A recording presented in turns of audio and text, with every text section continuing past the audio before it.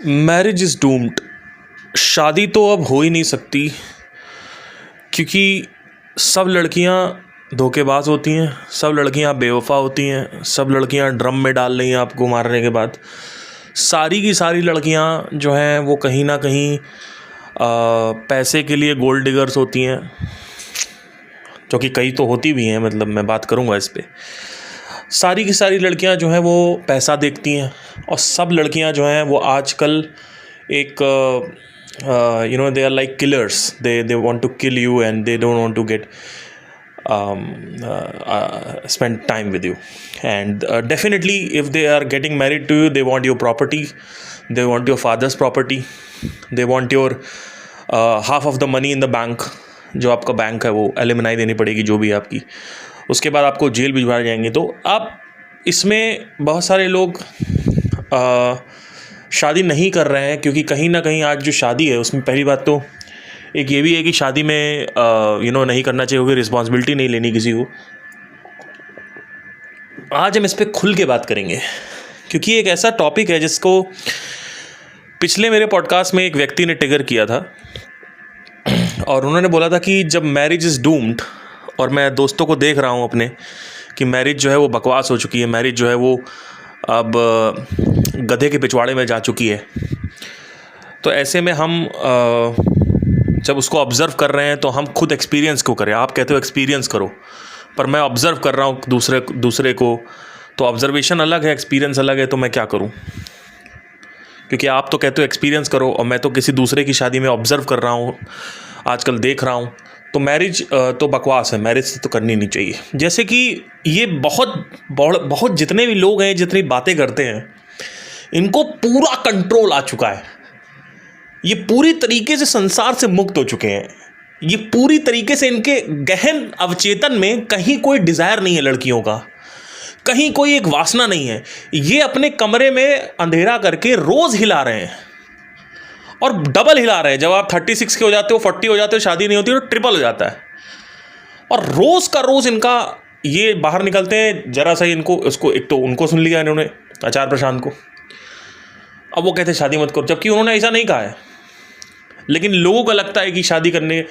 तो अब इस पे खुल के आज विचार करेंगे, क्योंकि शादी एक ऐसी वासना है, और कोई भी प्रकार की वासना हो, और ये ड्रम में भरना और लड़कियों के ऊपर इतनी सारी उंगलियां उठाना, जो कि उठानी भी चाहिए, उसका भी रीज़न है।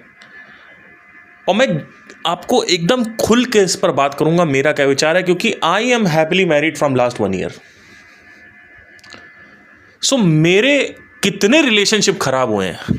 मेरी एक 2019 में गर्लफ्रेंड थी, उसके लिए मैंने क्या क्या नहीं किया, उस पर बात करेंगे। उससे पहले मेरी गर्लफ्रेंड थी, उन्होंने मेरे साथ क्या किया, मैं उस पर बात करूंगा। तो ऑलमोस्ट मेरे 6 रिलेशनशिप्स जो हैं, या 5 रिलेशनशिप जो हैं, जिसमें से 3 तो सीरियस थे और 2 थोड़े कम सीरियस थे, दोनों सब गधे के पिछवाड़े में जा चुका है। लेकिन उसके बाद भी ऐसा क्या हुआ कि मैंने विवाह किया, क्या रीज़न था।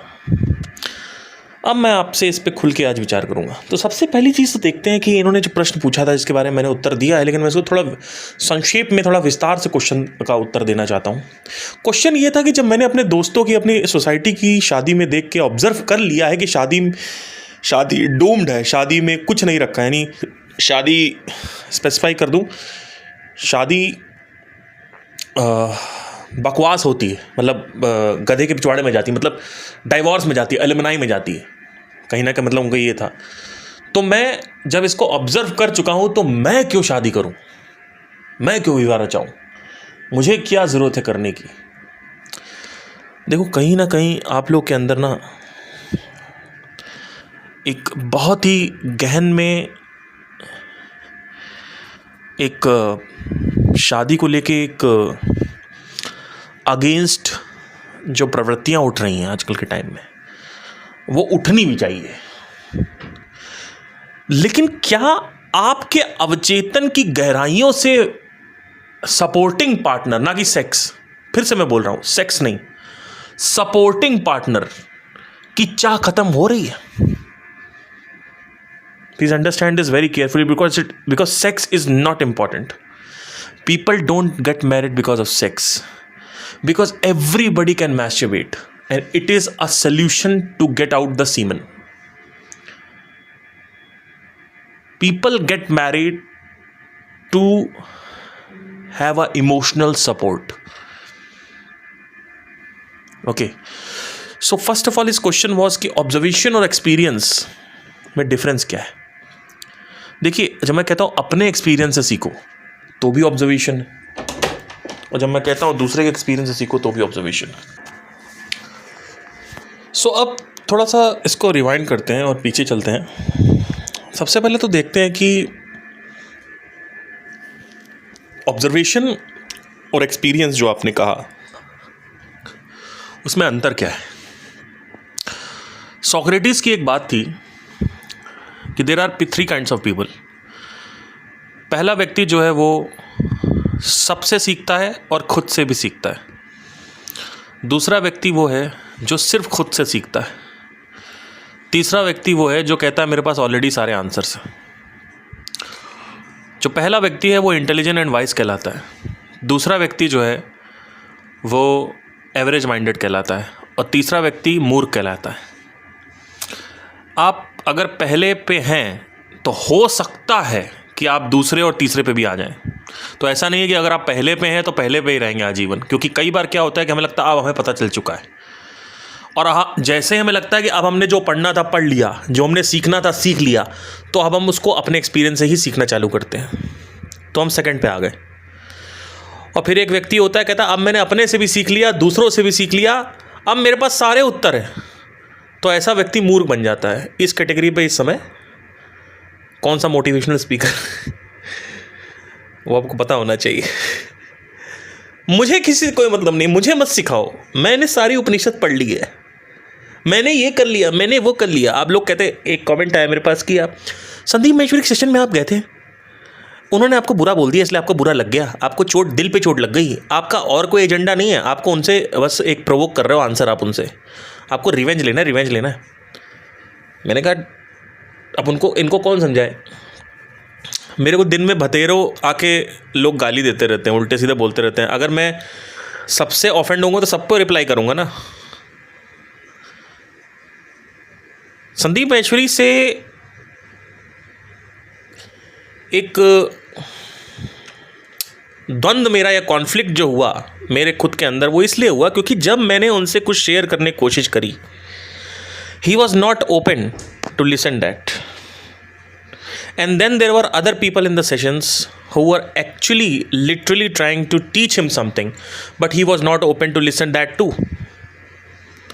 And before that, when I used to start listening him, like in 2016-17, he was really open to listen to everybody. Like अगर आप trip to Kasauli by Sandeep Maheshwari type करेंगे या फिर आप पुराने सेशन देखेंगे तो कोई उनको बीच में इंटरप्ट करता था तो वो उससे सुनते थे, देखते थे.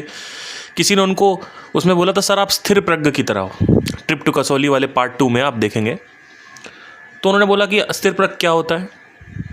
उन्होंने स्थिर मतलब होता है स्टेबल, प्रज्ञा मतलब होता है बुद्धि. ओह ओके, अच्छा. तो he was wise enough to ask counter question. Right now if you say स्थिर प्रज्ञ क्या होता है, उनको नहीं भी पता, वो कहें मुझे पता है.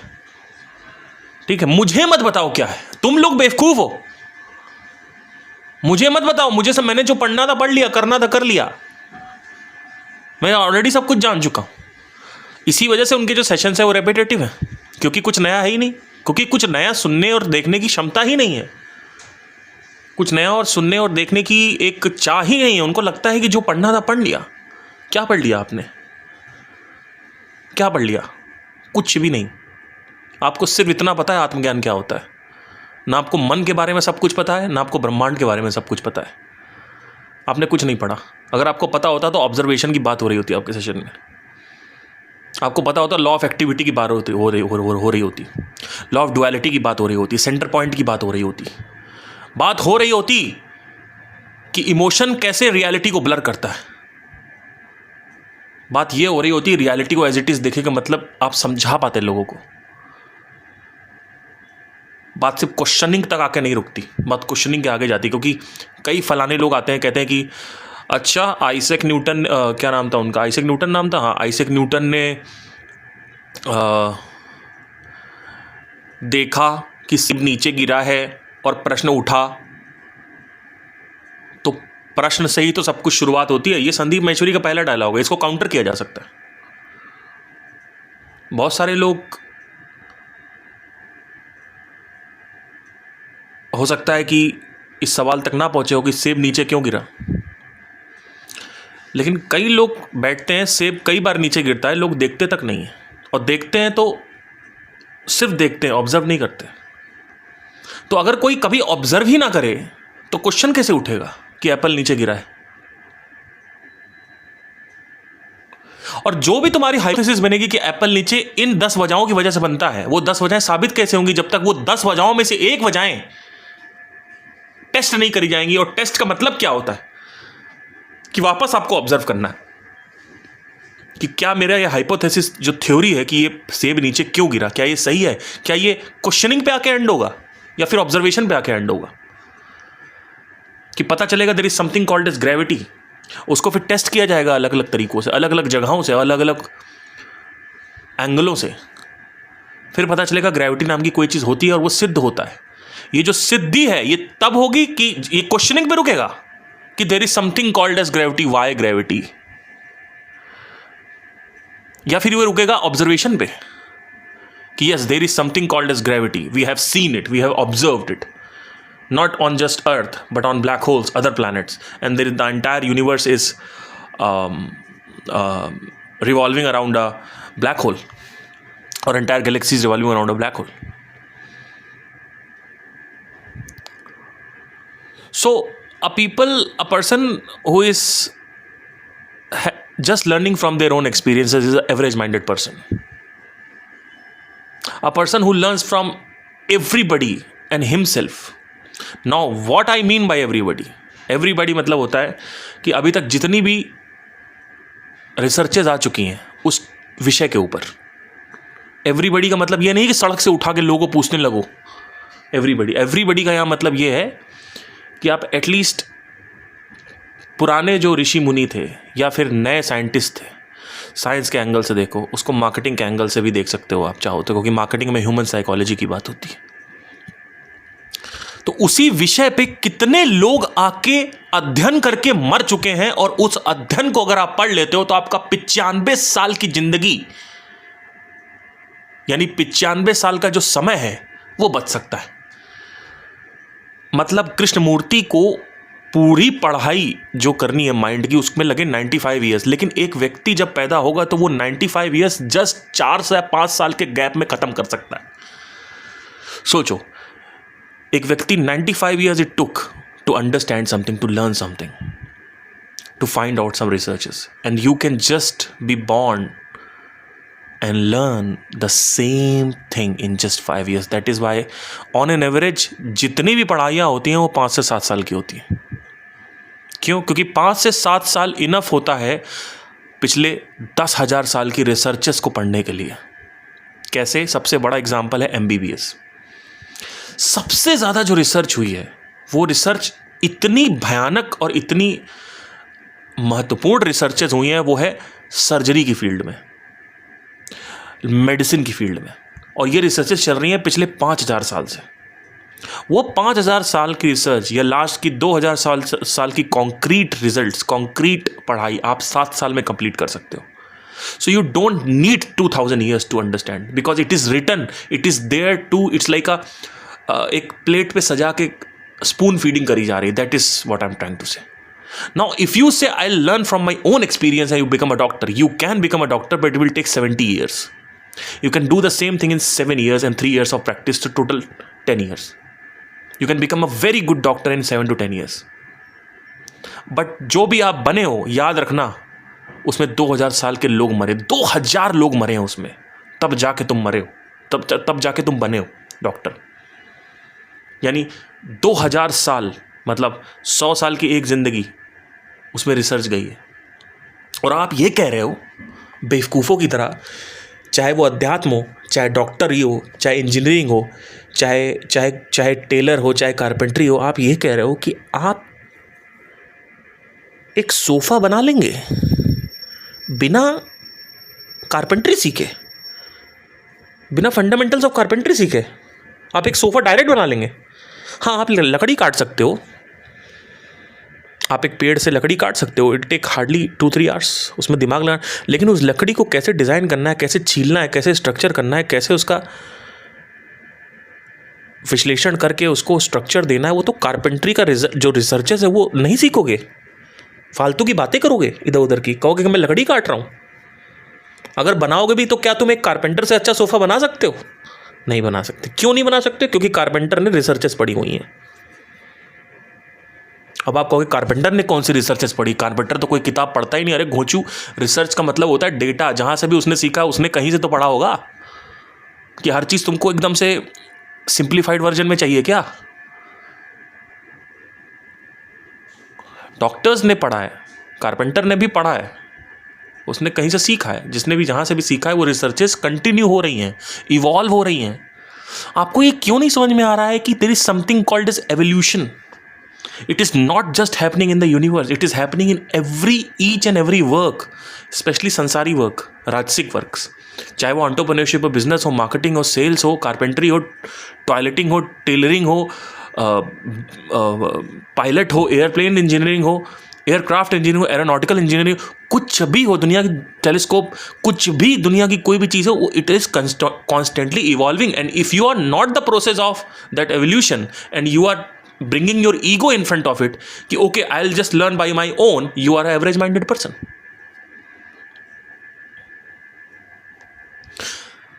The problem, people say that you have some grudges with him. I don't have any grudges. I don't care about any grudges. The only thing I got offended was that this guy is not open to hear anybody. And even if he's hearing somebody, because I told him an angle. I told him that there is something called a string theory which is correlating with sound of silence. He told me आप बैठ जाइए। अब आपको लगता है कि मैं offend हो गया क्योंकि उन्होंने मुझे बैठा दिया। अरे मेरे को लोग 50 गाली देते हैं। मैं पिछले 10 साल से गाली खा रहा हूँ यूट्यूब पे, और सारे यूट्यूबर्स गाली खाते हैं, दुनिया के सारे मार्केटर्स गाली खाते हैं, सारे सेल्स जितने भी फॉलोअर्स हैं सब गाली खाते हैं। मेरे को कितने लोगों ने आके मेरे मुंह पे बोला है, मुंह पे नहीं बोला मतलब पीठ पीछे ऐसे बोलते रहते हैं, आप अच्छा गाना नहीं गाते हो, ये नहीं करते। हर सिंगर के साथ होता है, बेसुरा गा रहे हो, हर सिंगर के साथ होता है, तो क्या करें? मैं सब पे रिएक्ट क्यों नहीं किया? अगर मैं रिएक्शन करना ही होता तो मैं सब पे रिएक्शन करता। मुझे गुस्सा इस बात पे नहीं आया था कि उसने मेरे को बैठा दिया। मुझे गुस्सा इस बात पे आया है कि मैं जो इमेज इनके लिए लेके आया वो इमेज आज मेरी डिस्ट्रॉय हो गई। मैं हर्ट हो गया कि वो इमेज, ये इमेज है ही नहीं जो इमेज मैं सोच रहा था। वो इमेज ये इमेज है कि ही जस्ट, एंड ये साबित हुआ, श्वेताब वाला जो हुआ उसमें साबित हुआ, नीचे कमेंट्स आए प्रखर को लेके साबित हो चुका है 10 बार, लेकिन अंधभक्तों को समझ में नहीं आएगा। तो समझने की कोशिश करिए। जब मैं कमेंट करता हूँ कि ऐसा हुआ ऐसा हुआ ऐसा हुआ, तो वो मेरा कोई वो नहीं कि उन्होंने मेरे को बैठा दिया। अरे मेरे को, आपको क्या, एक बार मैं गाना गा रहा था, मेरे को वहाँ पे इतनी बेइज्जती हो गई, 4 लड़कियाँ मेरे ऊपर सामने हंस रही थी। आपको क्या लगता है मेरी बेइज्जती आज तक हुई नहीं कहीं सभा में?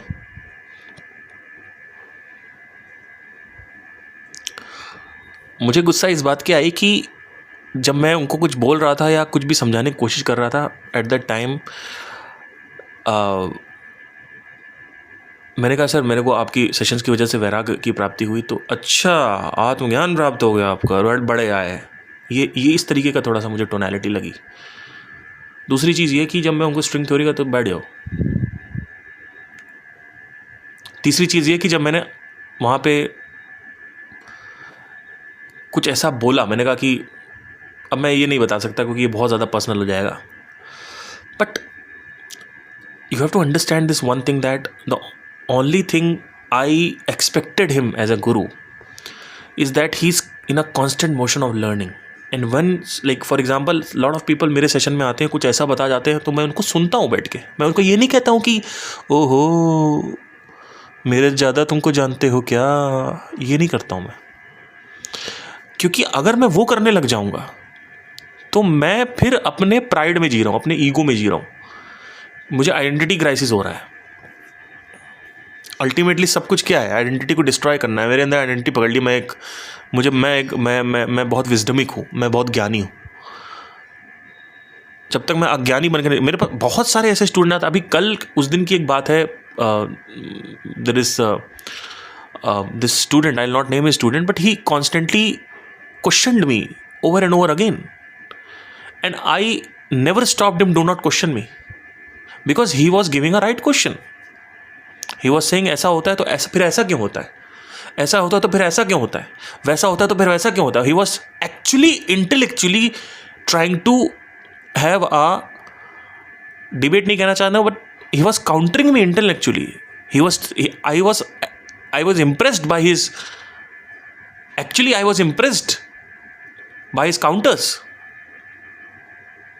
बट अगर काउंटर्स ऐसे आ रहे हैं कि एक चीज़ मैंने पूरे सेशन में समझाई है और 1 घंटे के एंड में आप मेरे से पूछ रहे हो सीता क्या होती है, राम क्या होता है, रामायण खत्म हो गई, राम क्या होता है, आप इस तरीके क्वेश्चन पूछ रहे हो, तो वहाँ पे तो गुस्सा आएगा ही किसी को, वहाँ पे भी तो आदमी बैठाएगा ही. मैं उसकी बात नहीं कर रहा हूँ. बात मैं इसकी कर रहा हूँ कि जब कोई काउंटर कर रहा है तो कंस्ट्रक्टिव काउंटर होना चाहिए कि हाँ यार ये भी हो सकता है, क्या बात बोली है, क्या मज़ा आया है. मैं वो अप्रिशिएट करता हूँ चाहे मैं कितना भी बड़ा हो जाऊँ और आपको कोई भी नहीं जानता, और अगर आप मेरे से एक क्वेश्चन पूछते हो जहाँ पे कुछ सीखने को है तो आपको स्पॉटलाइट दी जाएगी. ये नहीं कि कुछ पूछ लिया कि जैसे मैंने बोला रीइंकार्नेशन भगवत गीता में लिखा हुआ है तो वो बोल रहे रीइंकार्नेशन नहीं होता है.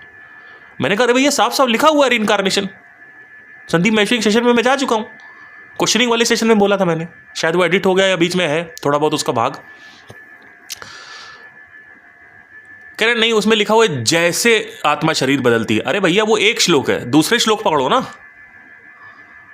आपको क्या लगता है आप किससे बात कर रहे हो? मैं 10 बार पढ़ चुका हूं गीता में, एक श्लोक ऐसे बता दूंगा कि ये श्लोक पे ये लिखा हुआ है,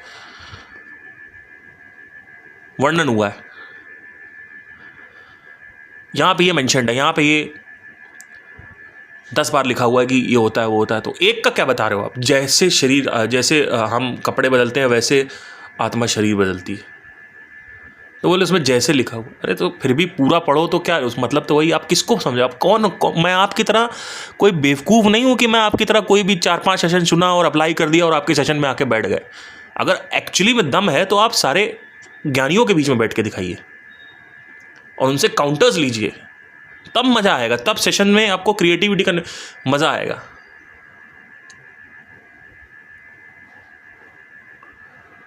तो ये जो क्वेश्चन है आपका कि right from the very beginning हमने जो एक टॉपिक उठाया था कि क्वेश्चन ये है कि भाई एवरेज माइंडेड जो है और व्यक्ति जो होता है और जो व्यक्ति होता है इंटेलिजेंट और स्टूपिड, उसमें अंतर क्या है? इंटेलिजेंट व्यक्ति हर वक्त पूरी जीवन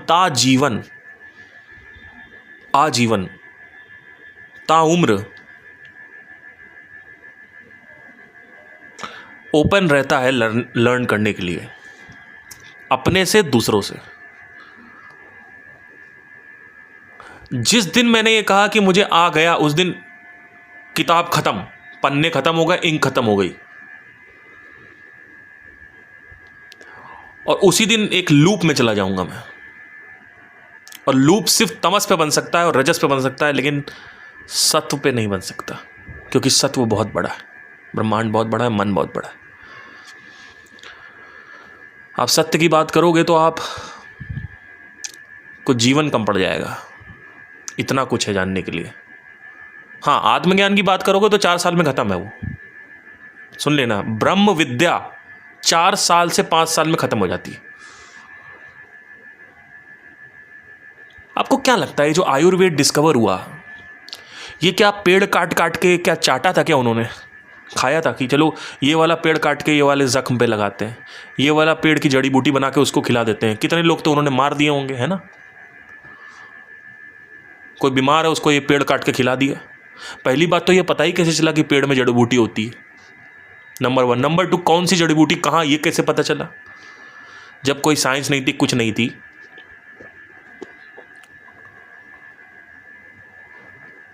बहुत सारे आचार्य प्रशांत के भक्त आते हैं, कहते हैं कि मेडिटेशन में कुछ नहीं होता. तो भैया आयुर्वेद कैसे डिस्कवर हुआ? वो हो गया, कैसे हुआ पता नहीं, वो तो पेड़ काट काट के चेक किए होंगे, इतने पेड़ तो काट ही डाले उन्होंने सब. और जब हमारे ग्रंथों में लिखा पेड़ मत काटो, आपको लगता है 5000 साल पहले पेड़ काटा होगा किसी ने? आयुर्वेद कैसे बना है?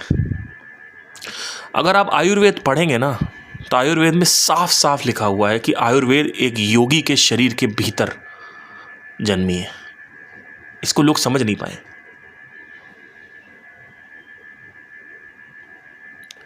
इस दुनिया में सबसे कॉम्प्लिकेटेड मशीन जो है वो एक मनुष्य का शरीर है। आप लेके बैठे रहते हो, आपको टीवी देखेंगे, ये देखेंगे, वो क्या करें, कुछ करने के लिए नहीं। अरे भैया, आपको पता है आप क्या आप लेके बैठे हुए हो? मैं कर चुका हूं, मैं सुन के देख के बता रहा हूं, एक्सपीरियंस करके बता रहा हूं। क्या लेके बैठे हुए हो आप? क्या देख रहे हो? आपको पता भी है? आपको पता भी है कि आज से 10,000 साल पहले धरती को गोल बोल दिया गया था, जबकि टेलीस्कोप 400 साल पहले ही डिस्कवर हुआ है। आपको यह पता है कि आज से 10,000 साल पहले, क्या 5,000 साल पहले 7 ग्रहों के नाम की खोज हो गई थी, जबकि टेलीस्कोप 400 साल पहले डिस्कवर हुआ है। वो भी अच्छा वाला तो अभी हुआ है, 200 साल पहले, 150 साल पहले, 100 साल पहले, 50 साल पहले।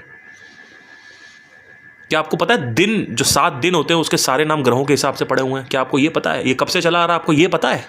इसका उत्तर दो जरा पहले, कैसे आ गया? जब कोई टेक्नोलॉजी नहीं थी, जब कोई जरिया नहीं था, तो कहां से पता चल गया? ब्रह्म विद्या कंप्लीट करने के बाद योगियों ने यही किया, आयुर्वेद डिस्कवर किया। ब्रह्मांड के बीच को खोजने के बाद ब्रह्मांड के बारे में, प्रकृति के बारे में जाना गया। प्रकृति क्या है, प्रकृति में क्या क्या चीजें हैं, प्लैनेट क्या है, कौन सा प्लैनेट कहाँ है, क्या करता है, प्लैनेट का इन्फ्लुएंस माइंड पे कैसे होता है, गैलेक्सियों में क्या क्या है, ब्लैक होल क्या होता है, जिसको हम कृष्ण विविर बोलते हैं हिंदी में। कृष्ण का स्थापना ऐसा बोलते हैं, वहां पे कृष्ण रहते हैं। तो जो लोग कहते हैं आत्मज्ञान तो आजीवन करते रहो, आत्मज्ञान सिर्फ 4 से 5 साल का प्रोजेक्ट है। और आत्मज्ञान is the most important thing. Ram को आत्मज्ञान 12 साल की उम्र में प्राप्त हो गया था। पहले आत्मज्ञान 12 से 13 साल में प्राप्त हो जाता था, बचपन से पढ़ाई चालू हो जाती है, जिससे व्यक्ति की जो बुद्धि है वो कॉन्क्रीट लगी रहे एक बिंदु पे, इधर उधर भटके ना। क्योंकि जैसे ही आत्मज्ञान प्राप्त होता है तो एक ही बिंदु पे आप कंसंट्रेट कर पाते हो कि अब मुझे ये करना है।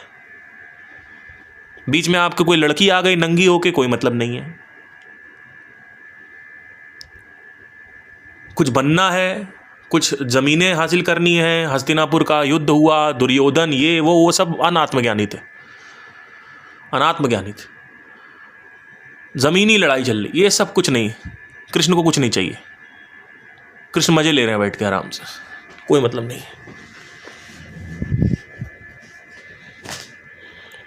जो अर्जुन को आत्मज्ञान प्राप्त हुआ तो उसको भी कोई मतलब नहीं था, वो भी लिबरेट हो गया। Liberate from what? Liberate from the desires of संसार।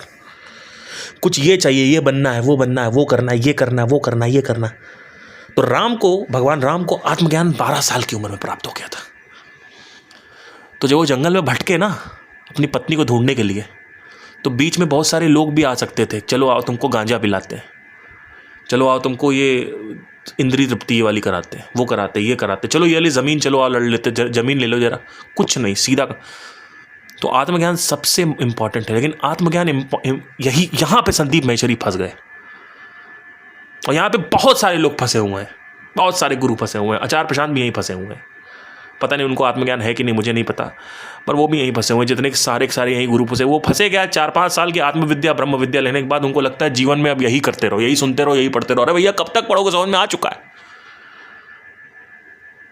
मैं ब्रह्म हूं, समझ में आ चुका है। संसार क्या है, ब्रह्म क्या है, बीज क्या है, बिंदु क्या है, मुझे सब समझ में आ चुका है। मैंने देख लिया, समझ नहीं, देख लिया है। और उसमें समझ में तो फर्स्ट ईयर में आ जाता है, बाकी का 3 साल जो होता है उसमें आपको एक्सपीरियंस करना होता है, अपने अवचेतन में पहुंचाना होता है। तो अब क्या करें? योगियों ने क्या किया? आयुर्वेद कैसे डिस्कवर हुआ? क्योंकि वो ऑलरेडी आत्मज्ञानी थे। अब 4 साल जीवन निकल गया, उसमें पूरा जीवन बचा हुआ है, 12 साल में प्राप्त हो गया। अब 88 ईयर्स बचे हुए हैं। अब क्या किया जाए? अब चलो जड़ी बूटियां बनाते हैं। बनाते नहीं, खोजते हैं कि ये पेड़, वो पेड़ कम्युनिकेट करता था। जब आप डीप मेडिटेशन में जाते हो, द ट्री स्टार्ट्स फीलिंग, एक भावना उठती है कि इसमें वो दवा हो सकती है।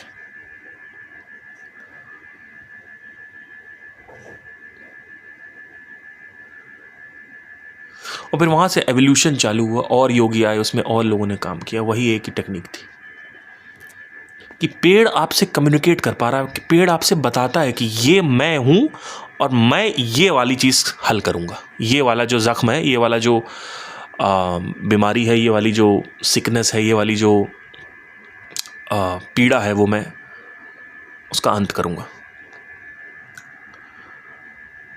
ऐसा नहीं कि पेट बोलता है ओ भाई मेरे पास, नहीं, it's just a feel, start feeling it because everything is connected together, so you feel that connection. It's right now it is like कि आपके पैर में सिर्फ सेंसेशन हो रही है, लेकिन वो सेंसेशन आपके ब्रेन तक नहीं जा रही है। बट आप ये कह सकते हो कि पैर कनेक्टेड नहीं है ब्रेन से, नहीं कह सकते।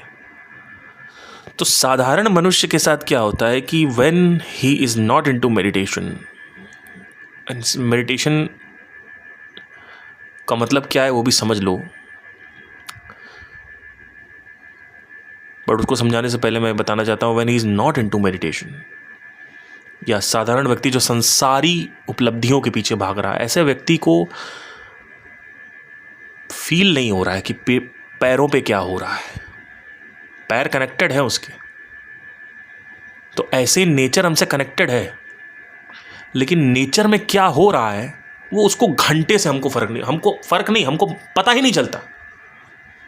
लेकिन जब आप, क्योंकि सब कुछ इंटरकनेक्टेड है, जो आप करने लग जाते हो तो जो कनेक्शन है वो फील होने लग जाता है।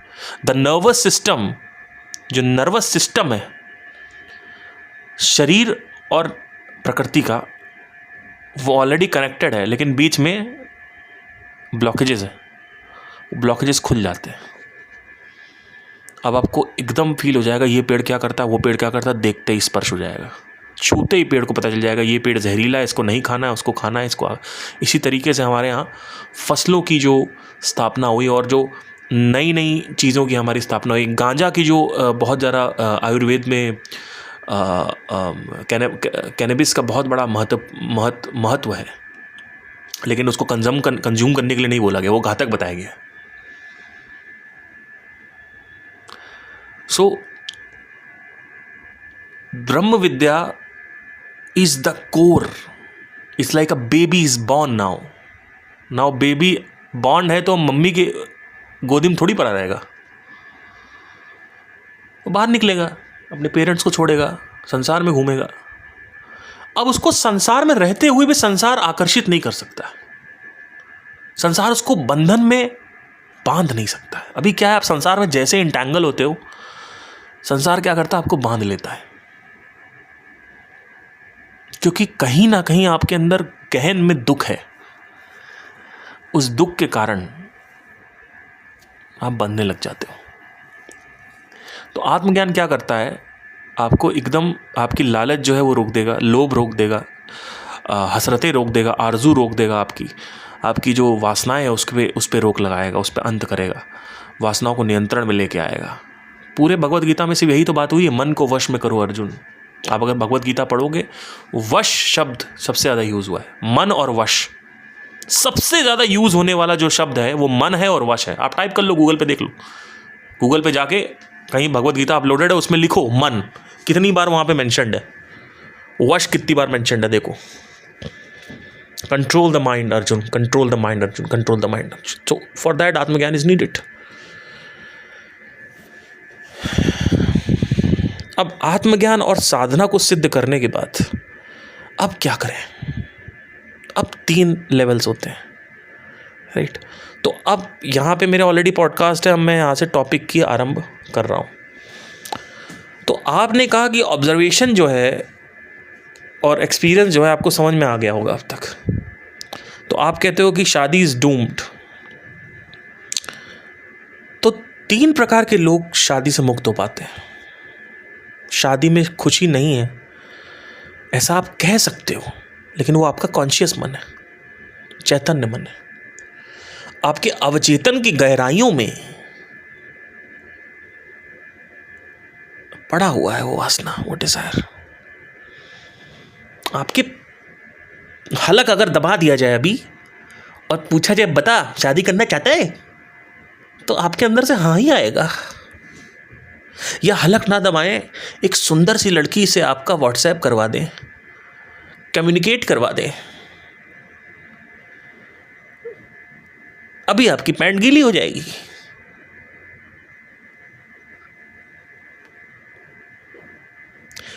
वो तो आपके अंदर हैसियत नहीं है कि आप किसी लड़की से बात कर सकें।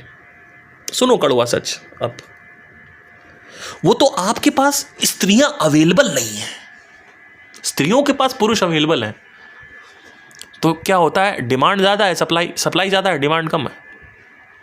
आपके पास कोई है ही नहीं, गिनती चुनती लड़की होनी चाहिए, जिंदा होनी चाहिए, बस यही है आपका। और जब ऐसे में हल्की सी भी सुंदर लड़की मिलती है और आप शादी कर लेते हैं, विवाह कर लेते हैं, और फिर आपको लगता है ये तो चला ही नहीं, तो साला शादी ही चूतिया बनती है। शादी को एक भस्म कर दो, शादी ही बकवास चीज़। अरे घोंचू, तुम लोग को यही नहीं पता है कि तुमको चाहिए क्या। और दूसरी चीज़, अभी मैं टैक्सी वाले के पास आ रहा था, ये साला टैक्सी वाला मेरे से कहता गया है, हम लोग बात कर रहे थे कैब में, तो बात करते करते एक वार्तालाप उठी और एक वाकया उठा कि आज मैंने कहा कि कुछ बात हुई थी, तो कह रहा था कि देखिए सर, आजकल की ना लड़कियां बहुत ज़्यादा बदतमीज़ हो गई हैं, वो ड्रम में डाल रही हैं, वो टुकड़े कर रही हैं, वो आपकी एलमनाई खा रही हैं।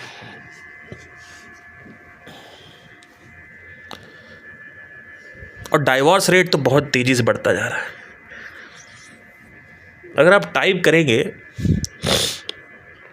हाँ मैं मानता हूँ डाइवोर्स रेट बढ़ा है पिछले 3-4 साल में, और आगे बढ़ेगा, लेकिन डाइवोर्स रेट जितना आप लोग सोच रहे हो उतना नहीं बढ़ा है।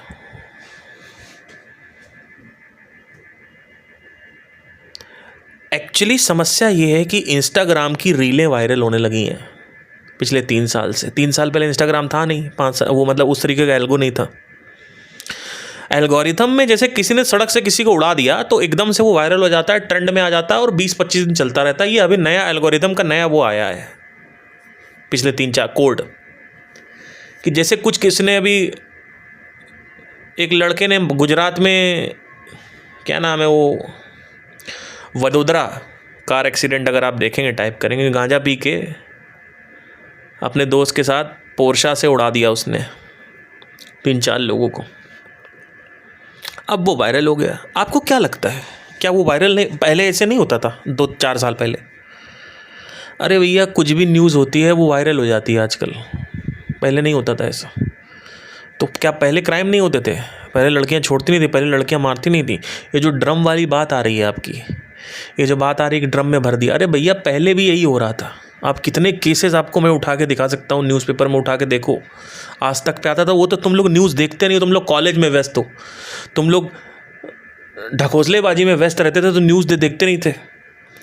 तुमको पता भी नहीं है किस तरीके का चीज़ें हुई हैं पिछले 20 साल में, पिछले 50 साल में। तो नया अभी आ गया और ड्रम वाला केस, तो उसमें पागल हो गए, लड़कियां ड्रम में भर रही, लड़कियां ड्रम में भर रही। अरे मैं मानता हूँ लड़कियां ड्रम में भर रही हैं, लेकिन तुम भरवा क्यों रहे हो? तुम्हारे अंदर इतनी अकल, ऑब्जर्वेशन नहीं है क्या कि कैसे लड़कियां चूज़ करी जाती हैं, कैसे सही पार्टनर चूज़ किया जाता है? क्या ये प्रश्न उठा तुम्हारे अंदर? तुमको हर चीज़ विरासत में क्यों चाहिए? हर चीज़ तुमको खैरात में क्यों चाहिए, थाली पे सजा के क्यों चाहिए? कि तुम्हारे मम्मी पापा, तुम्हारे पेरेंट्स बिना ना तुमको जानते हैं, ना लड़की को जानते हैं, ना वो दुनिया को जानते हैं, ना वो खुद को जानते हैं। वो पेरेंट्स तुम्हारे लाके एक लड़की दे देते हैं तुमको, और तुम सिर्फ योनी चाटने के चक्कर में उस लड़की से शादी कर लेते हो, क्योंकि आज तक तुमको ज़िंदगी में लड़की मिली नहीं, तुम्हारी हैसियत ही नहीं लड़की पटाने की, तुम्हारी ज़िंदगी में कोई कला ही नहीं है, कभी क्वेश्चन उठाई नहीं कि लड़की कैसे पटाई जाती। कॉलेज में तुमको कोई देखता नहीं था, 1-2 रिलेशन हुए होंगे, वैरायटी तुम्हारी कोई है नहीं, सपोर्ट तुम्हारा कोई है नहीं, क्या करोगे? स्कूल में तुम अकेले बैठते थे, बॉयज का तुम्हारा ग्रुप रहा है। अरे भैया, ढूंढने पे मिलता है, ऐसे नहीं मिलता है पार्टनर। प्रॉब्लम ये नहीं है कि लड़कियां कमीनी हो गई हैं, लड़कियां बदतमीज हो गई हैं, लड़कियां गोल्ड डिगर हैं। प्रॉब्लम ये है कि तुम साले सुंदरता के चक्कर में अपनी करवा लेते हो। तुम्हारे अंदर दिक्कत है, तुम्हारे अंदर प्रॉब्लम है। तुमको सेलेक्ट करना नहीं आता चीज़ें, तुमको पार्टनर से, तुमको यही नहीं पता। तुम पूछो क्या लड़की चाहिए? सुंदर होनी चाहिए, रोमांटिक होनी चाहिए, सेक्सी होनी चाहिए, क्यूट होनी चाहिए, लंबी होनी चाहिए, गोरी होनी चाहिए, ये तुम्हारी लिस्ट है तुम्हारी। ये लिस्ट होती है कोई? और लड़कियों से पूछो हैंडसम होना चाहिए, नहीं नहीं हैंडसम तो 5वें नंबर पे, पैसे वाला होना चाहिए, इज्जतदार होना चाहिए, हमारी कास्ट का होना चाहिए, और लंबा होना चाहिए, और हैंडसम आखिरी में आ गया, हैंडसम होना चाहिए। ये तो तुम लोग की लिस्टें चल रही हैं, तो होना ही होना है। अब पहले क्यों नहीं होता था? क्योंकि पहले औरत प्रताड़ित होती थी, औरत सहती थी वो चीज़। घर में पति आता था, कहीं नहीं घूमना है, कहीं नहीं घुमाने ले जाएंगे। हमारे घर में ऐसा होता है, हमारे अब चाचा खानदान में, अपने पापा को देखो, अपने चाचा में खानदान में देखो, अपने मामा खानदान में देखो, यही हो रहा है। कहीं नहीं जाएंगे घूमने, चलो कहीं घूमने, नहीं जाए, चुप हो गए, बैठ गई औरत। ये वाला खाना बनना, नहीं ये वाला नहीं बनेगा, ये वाला बनेगा, बैठ गई औरत, स्त्री बैठ गई। अफेयर सुन लिया, पति का अफेयर चल रहा है, और ये डर गई, हिम्मत ही नहीं हुई कि कभी छोड़ पाए। क्यों? क्योंकि बच्चे हैं, छोड़ेंगे तो क्या सड़क पे आ जाएंगे, पैसे कमाने की कोई टेंडेंसी नहीं है, पैसा है नहीं, पावर है नहीं। अब लड़कियों के पास पावर आ गई है, तो अब तुम बोलते हो मैं घुमाऊंगा नहीं, गए, खत्म, टाटा बाय बाय।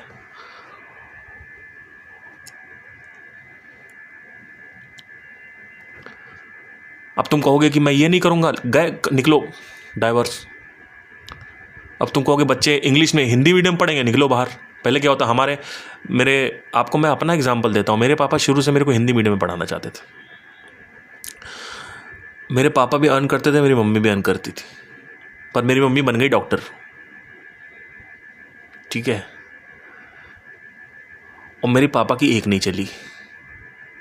मेरे पापा चिल्लाते रहे, इसको हिंदी में पढ़ाओ, हिंदी में पढ़ाओ, अनुशासन होता है, हिंदी में पढ़ाओ, अनुशासन। इंग्लिश मीडियम में ख़राब हो जाते हैं बच्चे, इंग्लिश मीडियम में ख़राब हो जाते हैं। मम्मी ने कहा नहीं, पढ़ेगा तो इंग्लिश में पढ़ेगा, नहीं तो कहीं नहीं पढ़ेगा। तो मैं शुरू से इंग्लिश मीडियम में पढ़ाऊँ। अब बताओ क्यों? क्योंकि औरत के पास पावर थी। और मैंने कई ऐसे एग्जाम्पल देखे हैं जहाँ पे पुरुषों के पास शुरू से पावर रही। आप समझ नहीं रहे हो कि औरतें क्यों इतना ज़्यादा रिवोल्ट मार रही हैं आजकल। औरतें दबाई गई हैं पिछले 3-4 हज़ार साल से, क्योंकि उनके पास पैसे ही नहीं थे, पावर नहीं थी। और पावर होता है पैसा। तो पहले के ज़माने में मसल पावर ज़्यादा काम की, मर्द होता था ताकतवर, तो औरत उससे लड़ नहीं सकती। फिर ये ताकत मसल से हटके परिवर्तित हो गई हीरो जवाहरातों और अशर्वियों में, यानी धन में। अब वो पावर धन से हट के यहाँ आ गई।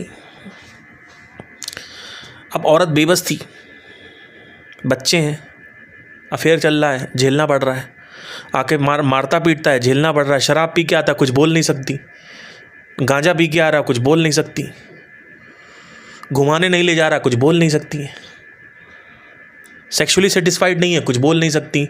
2 मिनट में ऊपर चढ़ता है, गड़गड़ गड़गड़ हिला देता है, वापस चला, कुछ बोल नहीं सकते। अभी तुम 2 मिनट में ऊपर चढ़ के हिलाओ जरा, 2 मिनट में ऊपर चढ़ो और निकाल के बाहर जाओ, इतना मारे जाओगे ना, तुरंत छोड़ दिए जाओगे। सीधा कोर्ट में बोला जाएगा लड़का मेरे को सेटिस्फाई नहीं कर सकता, खत्म हो गया, कॉम्पिटेंसी आ गई भैया, क्या करोगे?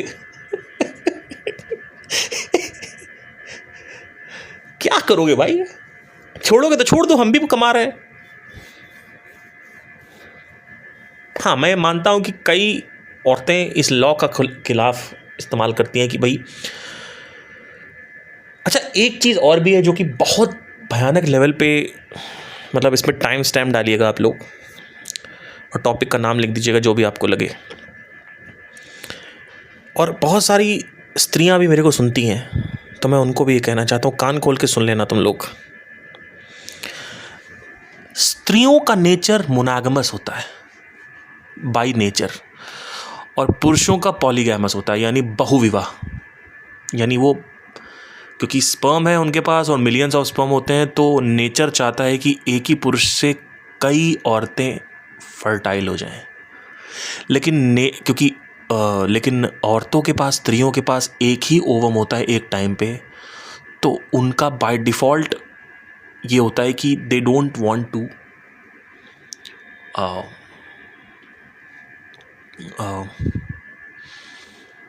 be with a lot of people. They want to live with one child and one person. अब इसकी वजह से क्या हो गया है, अब सुनना, अब ये बहुत कंट्रोवर्शियल है, लेकिन तुम लोग की मैं धज्जियाँ उड़ा दूंगा पूरी फेमिनिस्ट की। अकेले, और तर्क नहीं दे पाओगे तुम लोग, क्योंकि तुमको पता नहीं तुम किससे बात कर रही हो। तुम अपने पतियों से लड़ सकती हो, अपने बहन भाइयों से लड़ सकती हो, लेकिन तर्क पे रह के अगर तुम मेरे साथ लड़ोगे, लड़ नहीं पाओगी। अब सुन लेना ध्यान से, सारी स्त्रियों को बोल रहा हूं। हर एक व्यक्ति, हर एक पुरुष अलग अलग स्त्रियों का भोग करने के लिए चाह रखता है, आकर्षित होता है। हर एक स्त्री को अलग अलग लिंगों पे, अलग अलग पीनिसेस, अलग अलग जो जेनाइटल्स हैं, उसकी चाह नहीं होती है। फिर से बोल रहा हूं, पुरुषों को वैरायटीज ऑफ बॉडी चाहिए, औरतों को वैरायटीज ऑफ पीनिसेस नहीं चाहिए, अनलेस एंड अनटिल उसकी बचपन से कोई गलत सलत आदत पड़ रखी हो। अब दूसरी चीज आपको ये अब आप कहोगे कि इसका मतलब ये है कि पुरुष बाय डिफॉल्ट आकर्षित हो रहा है। एग्जैक्टली, पुरुष बाय डिफॉल्ट हर एक स्त्रियों के अंगों की तरफ और उनका भोग करने की तरफ आकर्षित होता रहता है। आकर्षण नहीं रोक पाओगी आप, लेकिन 10 में से सिर्फ 5 पुरुष ही उस आकर्षण में निवेश करते हैं, यानी वो आकर्षण को फॉलो करते हैं, यानी वो एक्चुअली में आपसे शादी होने के बावजूद किसी और के साथ संबंधों में या समागम में प्रवेश करते हैं। तो अब सवाल ये उठता है कि हर एक पुरुष अगर आकर्षित होता है, जो कि सिद्ध हो चुका है, और सारे पुरुष मिलके यहाँ पे नीचे कमेंट करेंगे कि ये बात सत्य है कि हम आकर्षित होते हैं, लेकिन हम उसको एक्शन में परिवर्तित नहीं करते। क्यों? क्योंकि जो पुरुष अपनी चेतना को राजसिक या सात्विक क्रिएटिविटी में उठा देगा, वो पुरुष एक स्त्री के साथ हमेशा रह सकता है, आजीवन जीवन व्यतीत कर सकता है। जो पुरुष अपनी राजसिक क्रिएटिविटी को कभी टैप नहीं करेगा और अपनी सात्विक क्रिएटिविटी को टैप नहीं करेगा, वो पुरुष आजीवन ना चाहते हुए भी नशा और वैरायटी ऑफ फीमेल्स बॉडी की तरफ आकर्षित हो जाएगा। यानी वो पुरुष आपसे संबंध बनाएगा, पर आपके पीठ पीछे और लोगों के पीछे संबंध बनाएगा ही बनाएगा। इसका सबसे बड़ा उदाहरण है आजकल के जो काम है, वो मोस्टली क्रिएटिविटी इन्वॉल्व नहीं करते हैं।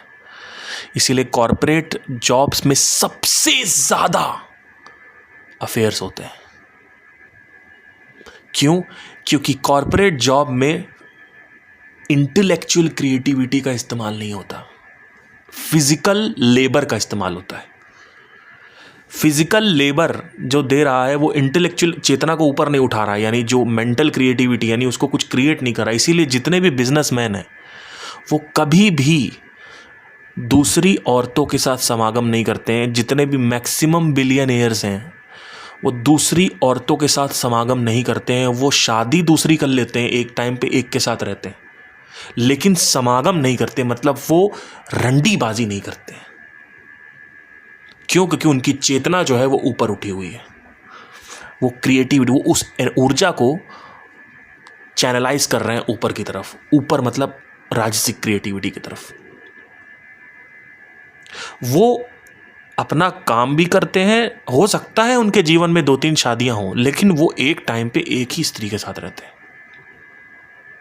उनके जीवन में वैरायटी जो है वो राजसिक स्तर से आ रही है, ना कि तामसिक क्रिएटिविटी।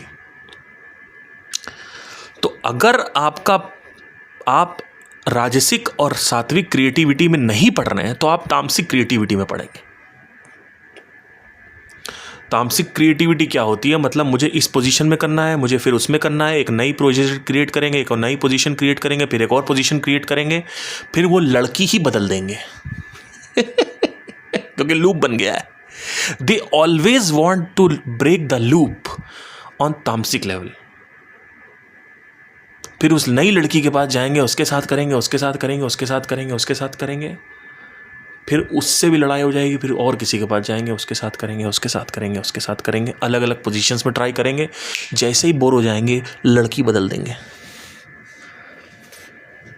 तो अगर आपका ये प्रश्न है कि हर व्यक्ति अगर औरतों की तरफ आकर्षित होता है लेकिन हर व्यक्ति उसको कंट्रोल कैसे कर पाता है, तो उसका आंसर ये है कि वो राजसिक पे या सात्विक पे अपनी क्रिएटिविटी को उठाए। इस ही वजह से मोस्टली पुरुष जो है वो आज तक आत्मज्ञानी ज़्यादा बना है। जितने भी गुरु आए हैं, ओशो, कृष्णमूर्ति, शंकराचार्य, कुछ भी उठा के देख लो, वो पुरुष हुए हैं मोस्टली। इसीलिए पुरुष हमेशा क्रिएटिविटी में आगे रहा। आज तक जितनी भी बड़ी बड़ी खोजें हुई, right from Edison to Einstein to everybody, mostly अगर आप देखेंगे मैरी क्यूरी वगैरह ये सब हैं, लेकिन अगर आप मोस्टली साइंटिस्ट भी देखेंगे तो आउट ऑफ 180 साइंटिस्ट मिलेंगे आपको मेल। क्योंकि औरतों को चेतना ऊपर उठाने की जरूरत ही नहीं है। वो अगर चेतना ऊपर नहीं भी उठाती है तो उसको अलग अलग जेनाइटल्स नहीं चाहिए मर्दों के। लेकिन अगर पुरुष ऊपर चेतना नहीं उठाए तो वो फंस जाएगा, नशे में फंस जाए। इसलिए औरत देखो नशे में भी नहीं फंसती। अगर आप देखोगे मोस्टली कंप्लेन क्या आती है, मेरा मर्द मुझे पी के मारता है। पी के आके डोमेस्टिक वायलेंस कौन कर रहा है? औरत कर रही है। कौन कर रहा है? मर्द कर रहा है। क्यों? क्योंकि मर्दों को सख्त जरूरत है, मर्द बने ही ऐसे। इसका मतलब ये नहीं कि आप मर्दों से कम है या पुरुष आपसे ज़्यादा है। हम दोनों बराबर हैं। इनफैक्ट हम जो कर सकते हैं वो आप नहीं कर सकते, और आप जो कर सकते हैं वो हम नहीं कर सकते। आप जिस तरीके से घर संभाल सकते हो, आप जिस तरीके से अगर आप चाहो तो मेंटल क्रिएटिविटी यूज़ कर सकते हो, हम भी नहीं कर सकते। तो जो प्रश्न है ना कि ये जो आप लोग कहते हो कि अरे यार ये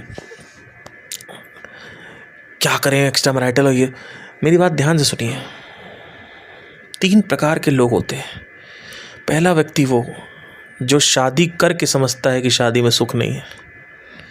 दूसरा व्यक्ति वो जो शादी बिना किए हुए सिर्फ रिलेशनशिप में या एक आध 2 एक्सपीरियंस से समझ लेता है कि इसमें सुख नहीं है।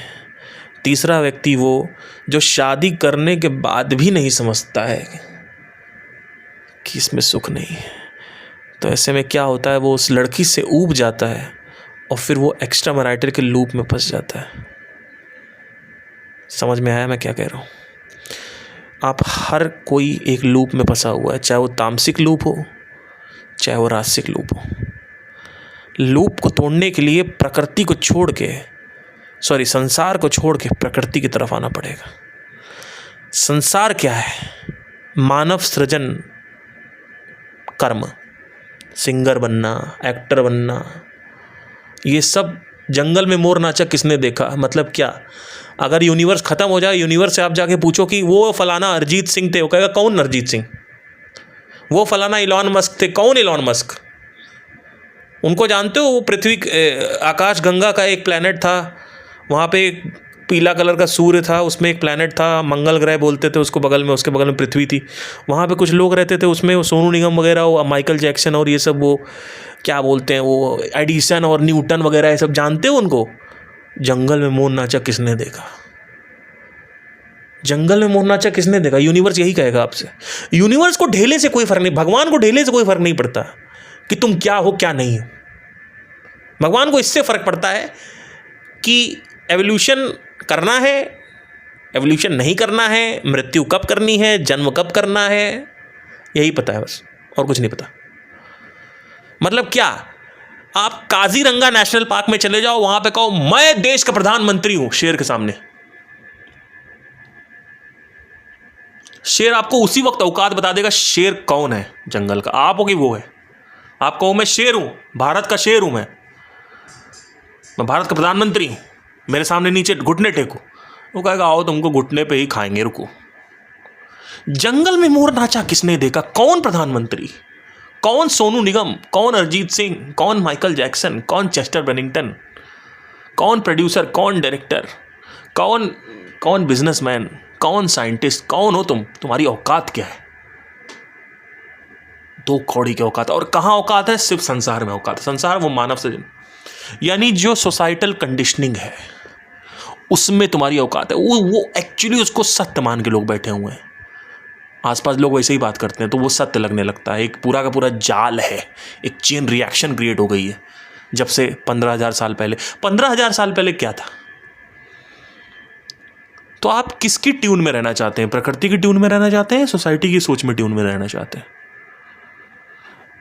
आप समाज की फ्रीक्वेंसी के साथ रहना चाहते हैं या प्रकृति की फ्रीक्वेंसी के साथ रहना चाहते हैं? नहीं, समाज की फ्रीक्वेंसी के साथ रहना चाहते हैं। तो समाज आपको पैदा कर रहा है, वो मूर्ख समाज पैदा कर रहा है या प्रकृति पैदा कर रही है? सर प्रकृति पैदा कर रही है। तो किसके साथ रहना चाहिए? प्रकृति के साथ रहना चाहिए। तो क्यों नहीं रह रहे हो? अरे सर कुछ बन जाएंगे तो कुछ हो जाएगा, बस यही है। इसको माया बोलते हैं।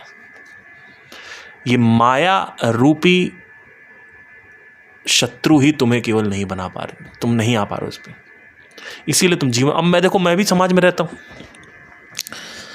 मैं समाज में रहता हूँ, मेरी शादी भी हो गई, मेरा विवाह भी हो गया, मेरा सब कुछ हो चुका है। आओ, भगवान गुलाम है मेरा। कैसे? कुछ चाहिए नहीं भाई। आप किसकी दुखती नब्ज पे रखोगे? क्या है आपकी पूंछ? क्या है? किसके पूंछ पे पैर रखोगे? मेरी कोई पूंछ ही नहीं है। जा तेरी सिंगिंग वाली आवाज ले लो,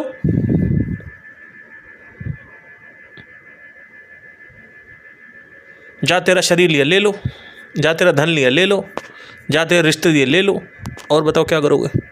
कितने रिश्ते आए, कितने गए? पर क्या आप अपने माँ बाप ही? कौन माँ बाप? कौन माँ बाप भाई? ये सब बायोलॉजिकल मदर फादर है।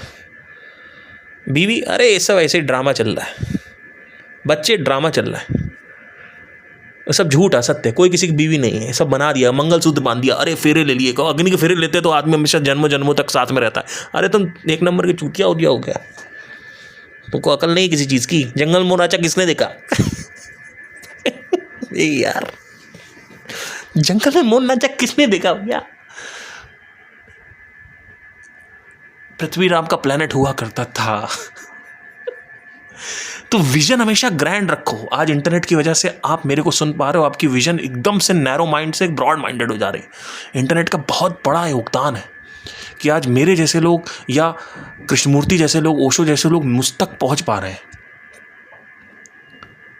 नहीं तो पहले क्या होता था? एक एरिया में बस होता था, एक व्यक्ति ग्रैंड विजन रखता था, उसके पास जो आते थे वो ग्रैंड विजन रखते थे। आज एक व्यक्ति ग्रैंड विजन रख रहा है, पूरा संसार ग्रैंड विजन रख सकता है।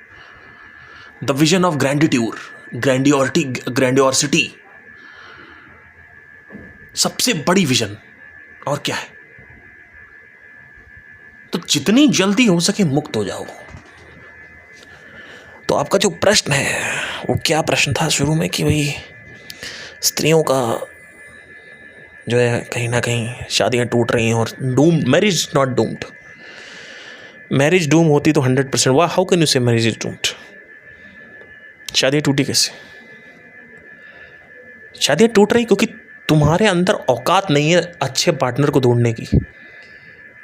और लड़कियों को भी मैं यही कह रहा हूँ, लड़कियां ढूंढ रही हैं पैसा, लड़के ढूंढते हैं सुंदरता। सुंदरता वर्सेस पैसा, मधु वेट्स संतोष, सुंदरता वेट्स स्टेटस। ये है एक्चुअली सत्य उसके पीछे। हर चीज़ के पीछे स्टेटस वो होता है। ये देखो मेरा आईफोन, वो आईफोन नहीं है, ये देखो मेरी इतनी औकात है, ये मैं इतने औकात का हूँ। हर चीज़ के पीछे एक स्टेटस, एक डबल टू ट्रूथ्स, दो ट्रूथ होते हैं, एक आईफोन एक स्टेटस। ये देखो मेरा घर नहीं दिखाना चाह रहा है, और ये दिखाना चाह रहा है देखो मेरी कितनी औकात है। तो तुम्हारी उतनी ही औकात है, तुमसे बड़े बड़े घर हैं, गरीब हो तुम साले।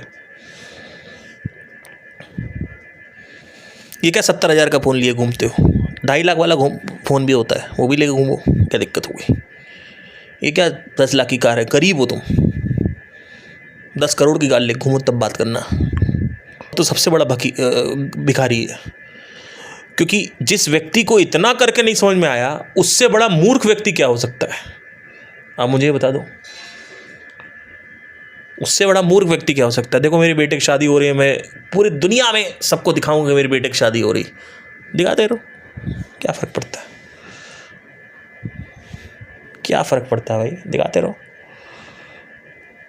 किसी को कोई फ़र्क नहीं पड़ता। 3 दिन की 4 दिन की चांदनी कौन बात कर रहा है? कोई बात कर रहा है कि फ़लाने की शादी में फ़लाना ये आया था, फ़लाने की शादी में इतने करोड़ खर्च हो गए? कोई बात कर रहा है? कौन बात कर रहा है? सब अपनी वासनाओं की बात करते हैं। 3 दिन बात होती, 4 दिन। और बताओ क्या करोगे? कौन बनेगा? करोड़पति में चले गए तो क्या हो गया? चले गए तो क्या उखाड़ लिया? और उखाड़ लिया तो 50 साल तक बात क्यों नहीं हो रही? 3 दिन बाद क्यों बंद हो जाती है? कार खरीद ली तो क्या उखाड़ दिया, 3 दिन बाद लोग अपना बात करने लगते हैं। ऐसा कुछ काम करो 30 साल तक बात हो। जब गांधी जी की 30 साल तक बात नहीं हो रही तो तुम हो कौन? जब भगत सिंह की रोज बात नहीं होती है, कभी कभी बात होती है, तो तुम कौन हो भैया? जो देश आजाद करा रहा उसकी बात नहीं हो रही, आपकी औकात क्या है? कोई औकात नहीं। नोट पे गांधी जी छपे हुए तब भी बात नहीं हो रही है, रोज देख रहे हैं शक्ल तब भी बात नहीं हो रही है। अब बताओ क्या करोगे? तो ये सब जो है ना, ये कि मैंने ये कर लिया, मैंने वो कर लिया, मैंने ये उखाड़ दिया, मैंने उसको आज़ाद करवा दिया, ये देश आज़ाद करवा दिया, मैंने ये कर दिया, कुछ नहीं होता उससे, कुछ भी फर्क नहीं पड़ता है। तुम चाहे इस धरती का प्रदूषण में मार डालो, चाहे धरती को उजागर कर दो, कोई फर्क नहीं पड़ता उसको, किसी भी अस्तित्व को कोई फर्क नहीं पड़ता है। और अगर तुम को फर्क पड़ता है तो तुम संसारी हो, यानी तुम एक असत्य में जी रहे हो। और अगर तुमको भी फर्क नहीं पड़ता है तो उस दिन तुम समझ जाना कि तुम अस्तित्व से विलीन हो चुके हो, क्योंकि तुम ही वो अस्तित्व हो। वो जो स्टार डस्ट है, वो जो पार्टिकल्स हैं जो यूनिवर्स में फैले हुए हैं, वो तुम्हारे अंदर है। तो तुम ही वही हो। तो अगर तुम्हें जीना है, अपनी सोच को कहीं रखना है, अपनी सोच की जड़ को कहीं रखना है, उस बीजे को कहीं रखना है, उस बीज को कहीं रखना है, जो सोच तुम्हारी है, जो तुम्हारा आइडेंटिटी की सोच है, जो पहचान है, जो जहाँ से तुम्हारे विचार उठते हैं, अगर उस बीज को रखना है तो IAS IPS सिंगर डांसर फलाना ये इसमें मत रखो कि मुझे लड़की नहीं मिल रही, मुझे वो नहीं मिल रहा, मुझे नहीं चाहिए। हटाओ उसको, बीज को वहाँ से गमले से निकालो, एक ऐसे बीज में लगाओ जो अस्तित्व का बीज है। उस दिन तुम एक्चुअली में लिबरेट हो पाओ। उस दिन तुम एक सोफे पे बैठे होगे और तुम्हारे आसपास सब कुछ खराब हो रहा होगा, तुमको आ रही होगी मौज, जैसे कृष्ण को आ रही थी। तो एक्चुअली जो जीना है वो ये है। बट एक और चीज़ लास्ट में कहना चाहूँगा कि लड़कियों को सेलेक्ट करने के लिए पहले ये आइडेंटिफाई कर लो कि मुझे क्या नहीं चाहिए। और अगर तुम कहते हो सर हमको लड़की हमसे बात नहीं करती, वो भी हमको बता दो, तो मैं उस लायक नहीं हूँ कि मैं आपको बता दूँ। ऑल्दो मैं बात कर लेता हूँ, मेरे से बड़ा आपको लौंडियाबाज नहीं मिलेगा कभी। अब नहीं, पहले की बात बता रहा हूँ। और लौंडियाबाज मतलब ये नहीं कि सेक्स के लिए, it was just like for a supporting partner always. और दूसरी चीज़ ये कि जिस दिन तुम अच्छे से अपने अवचेतन में झांक के देख लेते हो कि मैं किसी भी सपोर्टिंग पार्टनर की तलाश में नहीं हूँ, वो कैसे होगा? जब तुम ऑलरेडी उसमें जाओगे, रिलेशनशिप में, कुछ लॉन्ग टर्म रिलेशनशिप में जाओगे, जहाँ पे तुम्हें सेक्स मिले, जहाँ तुम्हें वो चीज़ मिले जो तुम चाहते थे। क्योंकि कई बार ऐसा होता है कि हमें जो लड़की चाहिए होती वो नहीं मिलती, तो हमें एक गलतफहमी होती है कि वैसी लड़की चाहिए जैसी मिल जाए तो मज़ा आ जाएगा। वो भी लड़की मिल जाएगी, वो भी लड़की तुम ढूंढने को भगवान मिल जाता है तो क्या बात कर रहे हो, मिल जाए उस दिन तुम आज़ाद हो। क्योंकि स्त्रियों का आकर्षण सबसे खतरनाक आकर्षण है। स्त्री से एडिक्ट कोई चीज़ नहीं है, चाहे कोकेन हो, चाहे गांजा हो, चाहे नशा। स्त्री, आदमी पहले शादी करता है, फिर शादी में प्रताड़ित होकर फिर गांजा पीता है, दारू पीता है, लेकिन पहले आदमी शादी करता है। आप देखोगे कहानियाँ, तो शादी, सेक्स, योनियाँ, ब्रेस्ट, कूल्हे, शरीर का भोग और मेंटल सपोर्ट, ये 3-4 चीज़ें जो हैं ये सबसे ऊपर रहती हैं, हमेशा याद रखना। और मैं आपको एक सिंपल सी चीज़ बता रहा हूँ, मैं बहुत ही ब्लंट बात करता हूँ। आपको लड़की इसलिए नहीं मिल रही है क्योंकि आपको ये नहीं पता है कि आपको क्या नहीं चाहिए। आपको अभी पूछे क्या चाहिए तो आपकी लिस्ट तैयार है।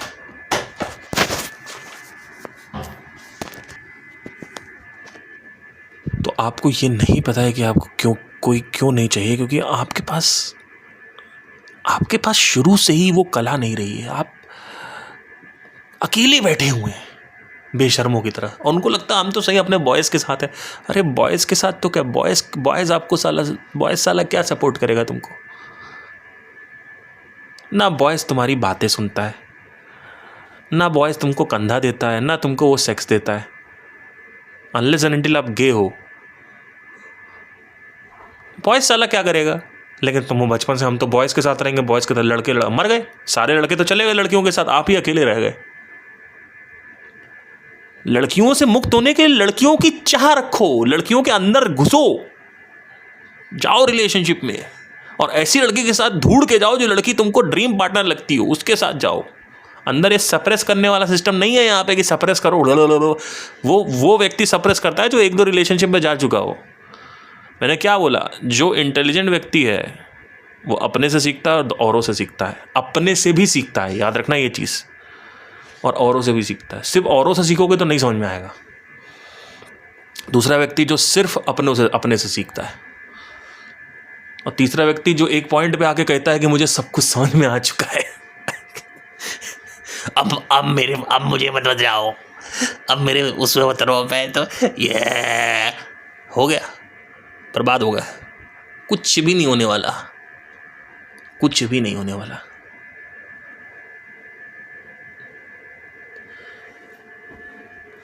अच्छा, जो व्यक्ति शादी कर लेता है, पैसा कमा लेता है, उसको भी समझ में नहीं आता है, क्योंकि वो व्यक्ति सीख नहीं रहा होता है। सीखते कैसे हैं? ऑब्जर्व करके।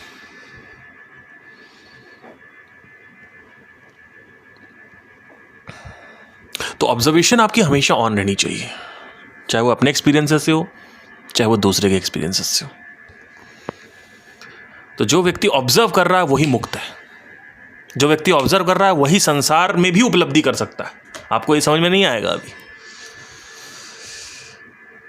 क्योंकि आपने शायद राजसिक स्तर पे वो चीज़ अभी सही से पकड़ी नहीं है। एंटरप्रेन्योर्स को समझ में आएगा, अगर कोई एंटरप्रेन्योर सुन रहा होगा ना अच्छा वाला, उसको समझ में आएगा नहीं, एवरीथिंग इज ऑब्जर्वेशन। क्योंकि आप सोचो ना, अगर आपको टॉप 20 हार्ट सर्जन में इंडिया के आना है तो आपको क्या चाहिए?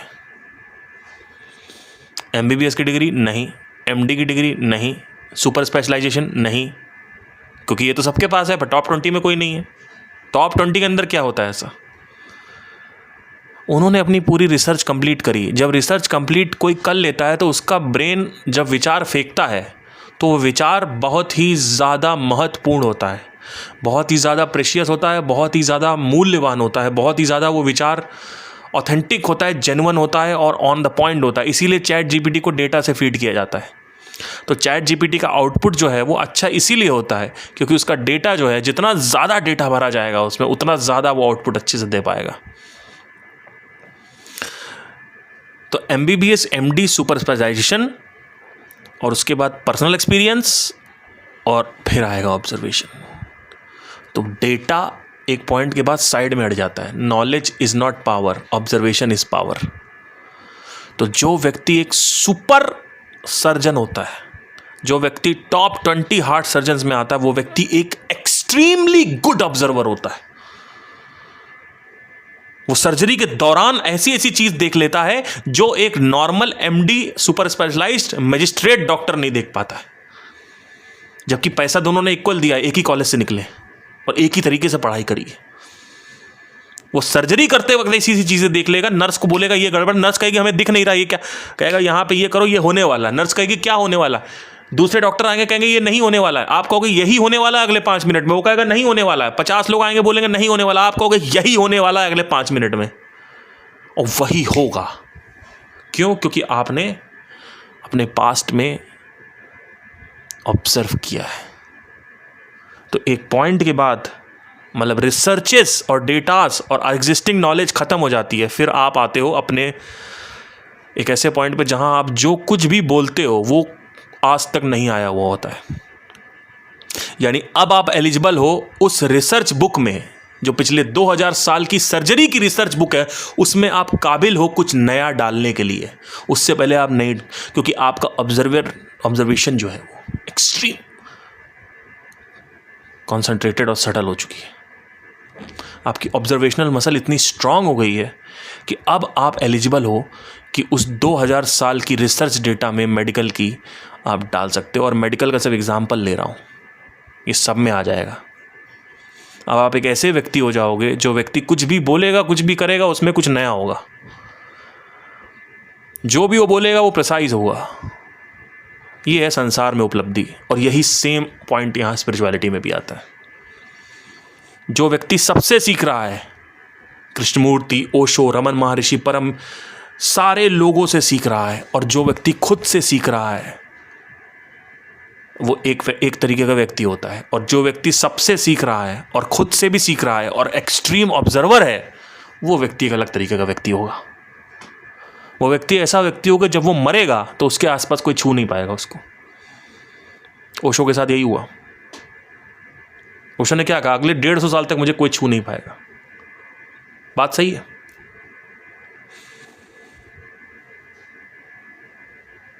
क्योंकि it always starts from observation of falling an apple and ends on looking at a phenomena called gravity.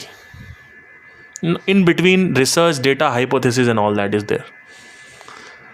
You will never understand this because इसको मैं ज़्यादा materialistic context से बात नहीं करता हूँ. क्यों? क्योंकि ये spiritual channel है. So अगर इसको ज़्यादा materialistic angle से मैं बात करूँगा तो आपको समझ में शायद आए, बट आपको तब भी नहीं करेंगे तो मैं आपको क्यों दूँ, राइट?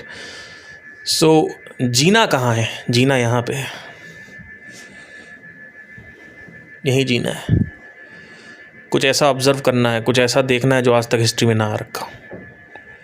कुछ ऐसी बातें कर जानी है, कुछ ऐसे वाक्या लिख जाने हैं, कुछ ऐसे दोहे लिख जाने हैं, कुछ ऐसे कोट्स लिख जाने हैं, कुछ ऐसी नॉलेज लिख जानी है जो आज तक हिस्ट्री में ना आई हो. वो करना पॉसिबल सिर्फ ऑब्जर्वेशन से. That's it.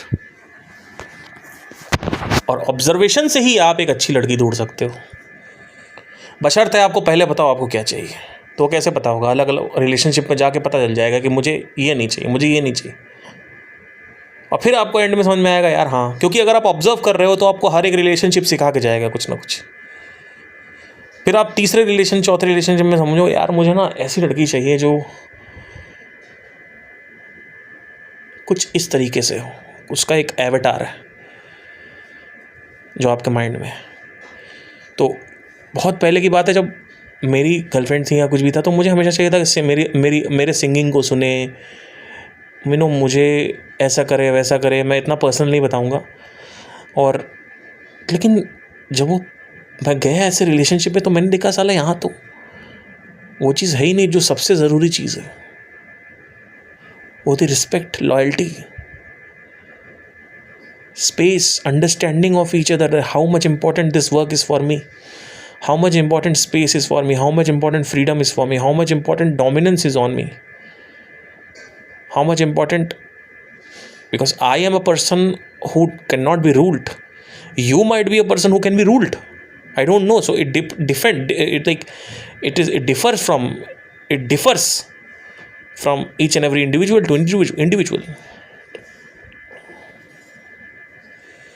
So what are you, what do you fucking want? Not कि मुझे सुंदर चाहिए. फंस गए, फिर ड्रम में चले जाओगे.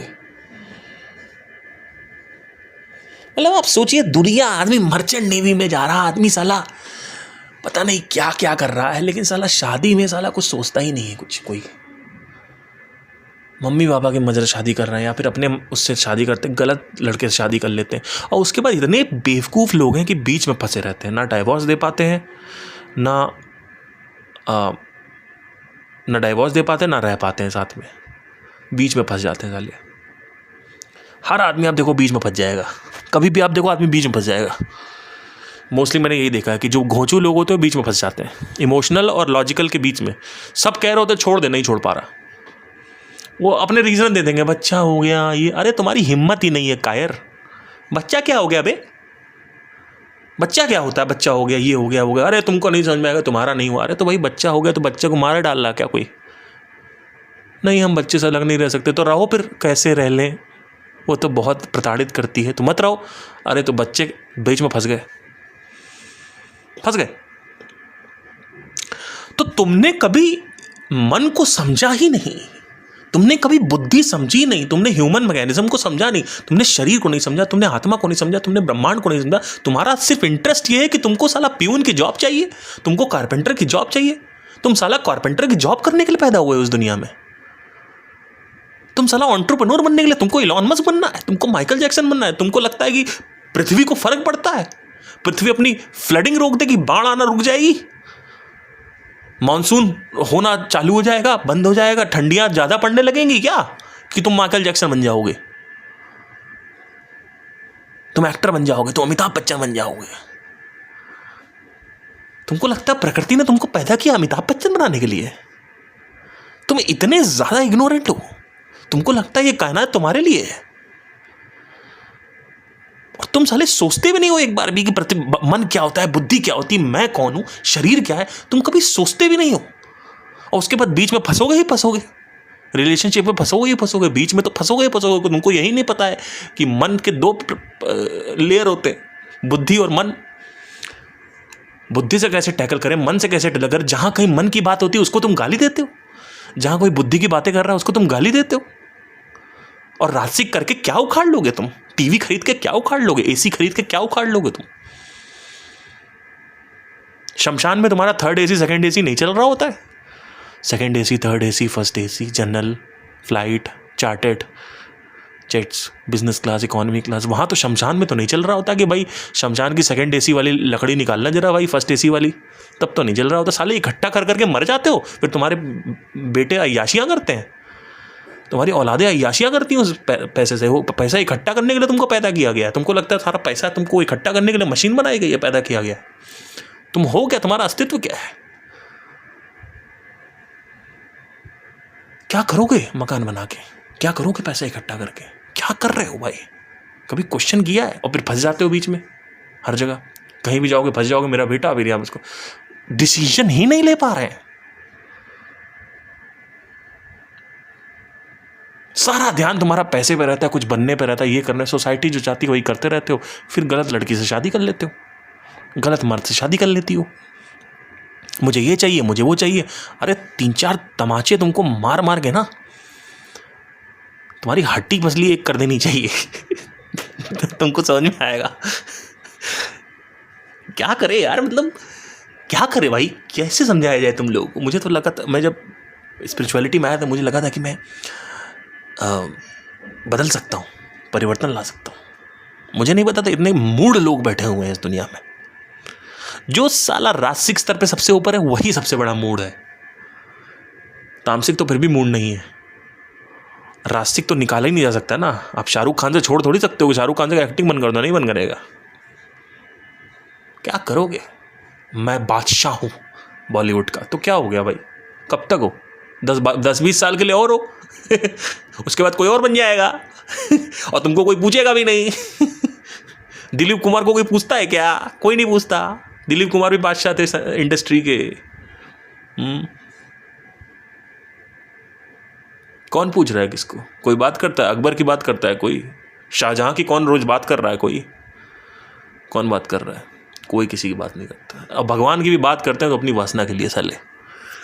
भगवान राम का नाम लेंगे क्योंकि उनको कुछ चाहिए, तो ये वासना जगत है। इसलिए तो मैं आपसे कह रहा हूं कि अल्टीमेटली सब कुछ आपका माइंड है। आप बिजनेस करना चाहते हो, माइंड है। शादी करना चाहते हो, माइंड। और माइंड को ही नहीं समझ रहे हो। माइंड से एक्शन ले रहे हो पर माइंड पर एक्शन नहीं ले रहे हो। मतलब ये ऐसा हो गया कि एक ऐसी गाड़ी है जिससे हर जगह जाया जा रहा है, लेकिन गाड़ी सर्विस को दे नहीं रही, सर्विसिंग ही नहीं हो रही। गाड़ी को समझना ही नहीं है, माँ गाड़ी समझना ही नहीं है। क्या बताएं भाई साहब, क्या होगा तुम लोग का समझ नहीं आ रहा।